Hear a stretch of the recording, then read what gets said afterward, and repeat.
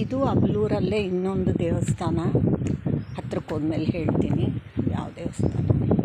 ಸೋಮೇಶ್ವರ ದೇವಸ್ಥಾನ, ಹಳೇ ಅದೇ ಕಲ್ಯಾಣ ಚಾಲುಕ್ಯರ ಕಾಲದ ದೇವಸ್ಥಾನ.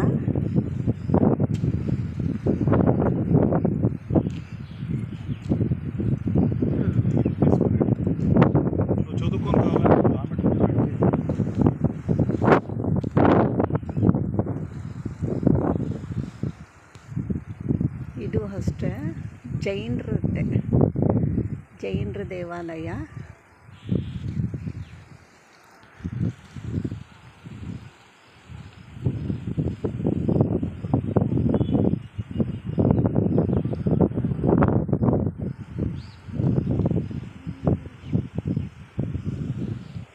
ಶ್ರೀ ಸೋಮೇಶ್ವರ ದೇವಸ್ಥಾನ ಜಿಲ್ಲಾ ಕೇಂದ್ರ ಹಾವೇರಿಯಿಂದ ಸುಮಾರು 40 ಕಿಲೋಮೀಟರ್ ದೂರದಲ್ಲಿ ಮತ್ತು ತಾಲೂಕು ಕೇಂದ್ರವಾದ ಹಿರೇಕೆರೂರು ಪಟ್ಟಣದಿಂದ 11 ಕಿಲೋಮೀಟರ್ ದೂರದಲ್ಲಿದೆ. ಜೈನರ ಹಾಗೂ ವ್ಯಾಪಾರದ ಸ್ಥಳವಾಗಿತ್ತು. ಆಮೇಲೆ ಈ ದೇವಾಲಯವು 11-12ನೇ ಶತಮಾನದಲ್ಲಿ ನಿರ್ಮಿಸಲಾಗಿದೆಯಂತೆ. ಇದು ಅಲಂಕಾರವಿಲ್ಲದ ಕಟ್ಟಡವಾಗಿದೆ. ಸೋಮೇಶ್ವರ ದೇವಸ್ಥಾನ ಕಲ್ಯಾಣ ಚಾಲುಕ್ಯ ಶೈಲಿಯಲ್ಲಿ ವಿನ್ಯಾಸಗೊಳಿಸಲಾದ ಅಲಂಕಾರವಿಲ್ಲದ ಕಲ್ಲಿನ ಕಟ್ಟಡವಾಗಿದೆ. ಸೋಮೇಶ್ವರ ದೇವಸ್ಥಾನದ ಬಲಗೋಡೆಯ ಮೇಲಿರುವ ಶಾಸನವು ಶಂಖಗಾವುಂಡ ಎಂಬ ಸ್ಥಳೀಯ ಅಧಿಕಾರಿ ಸಶಸ್ತ್ರ ವಿರೋಧವನ್ನು ನೀಡುವ ಮೂಲಕ ಬಸದಿಯನ್ನು ನಾಶ ಮಾಡುವುದಾಗಿ ಬೆದರಿಕೆ ಹಾಕಿದ್ದನ್ನು ಸೂಚಿಸುತ್ತದೆ. ತರುವಾಯ ಏಕಾಂತರಾಮಯ್ಯ ಕಟ್ಟಡವನ್ನು ನವೀಕರಿಸಿ ಶೈವ ದೇವಾಲಯವಾಗಿ ಪರಿವರ್ತಿಸಿದನೆಂದು ಶಿಲ್ಪಿಗಳಿಂದ ಪ್ರತಿನಿಧಿ ಉಲ್ಲೇಖಿಸಲಾಗಿದೆ.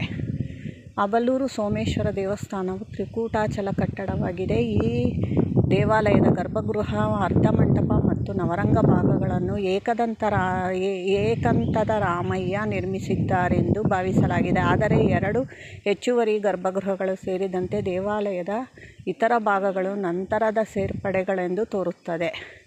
3 ಗರ್ಭಗೃಹಗಳ ಪಕ್ಕದಲ್ಲಿ ಒಂದು ಸಾಮಾನ್ಯ ಅಂತರಾಳ, ತೆರೆದ ಅರ್ಧಮಂಟಪ ಮತ್ತು ಮುಂಭಾಗದಲ್ಲಿ ಕಕ್ಷಾಸನವನ್ನು ಒಳಗೊಂಡ ಮುಖಮಂಟಪವಿದೆ. ದೇವಾಲಯದ 3 ಗರ್ಭಗುಡಿಯಲ್ಲಿ ಶಿವಲಿಂಗವನ್ನು ಸ್ಥಾಪಿಸಲಾಗಿದೆ ಹಾಗೂ ಜಾಲಂಧ್ರಗಳಲ್ಲಿ ಬಹಳ ಸೂಕ್ಷ್ಮವಾಗಿ ಇತಿಹಾಸವನ್ನು ಬಿಂಬಿಸುವ ಚಿತ್ರಣವನ್ನು ಅದ್ಭುತವಾಗಿ ಕೆತ್ತಲಾಗಿದೆ. ಏಕಾಂತ ರಾಮಯ್ಯನಿಗೆ ಸಂಬಂಧಿಸಿದ ಪವಾಡಗಳನ್ನು ದೇವಾಲಯದ ಗೋಡೆಗಳ ಮೇಲೆ ಶಾಸನಗಳೊಂದಿಗೆ ಚಿತ್ರೀಕರಿಸಲಾಗಿದೆ.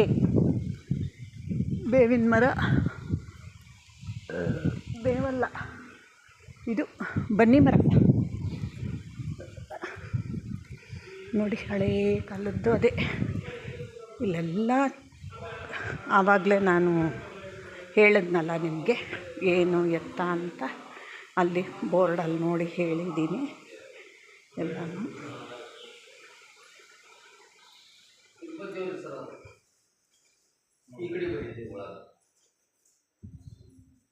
ಜಾತ್ರೆಗೆ